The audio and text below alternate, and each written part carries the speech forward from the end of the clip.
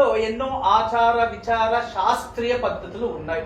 దీంట్లో జ్యోతిషంలో ఒక సంప్రదాయం ప్రకారం పంచపక్షి శాస్త్రం అని కూడా ఉంది. పంచపక్షి శాస్త్రం అంటే 5 రకాల పక్షుల నుంచి కొన్ని శాస్త్రాలని తెలుసుకునేవారు. అంటే కొన్ని సంప్రదాయాల్ని పాటించేవారు, కొన్ని శకునాల్ని కూడా తెలుసుకునేవారు. అయితే మన ఇంటి పైన ఎప్పుడైనా ఒక్కసారి కాకి అలా అరిచి వెళ్ళిపోతే ఇంటికి ఎవరో అతిథులు వస్తారు, ఏదో శుభవార్త ఉంది అని అర్థం. అదే విధానంగా కంటిన్యూస్ గా ఇంటి పైన సతతంగా ఆ కాకి అరుస్తూనే ఉంది అంటే త్వరలో ఏదో చెడు జరుగుతుంది, జాగ్రత్తగా ఉండండి అని అర్థం.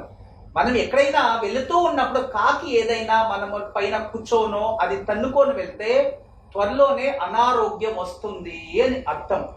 ఇక 4-5 కాకులు ఒకేసారి మన ఇంటి దగ్గరకు వచ్చి కంటిన్యూస్ గా అరుస్తూనే ఉన్నాయి అనుకోండి, ఏదో పెద్ద ఎత్తున గొడవలు జరుగుతాయి అని అర్థం. అందువల్ల వీటిని కూడా మన పూర్వీకులు ఒక సంప్రదాయంగా రూపంగా ఆ ఒక శకునాలని గ్రహించి కొన్ని డిసిషన్లు, కొన్ని యాత్రలు ఇవన్నీ తీసుకునేవారు. ఇది కూడా మన సంప్రదాయమే. దీనికి అవగాహన కూడా కాస్త పెంచుకోవడం మంచిది.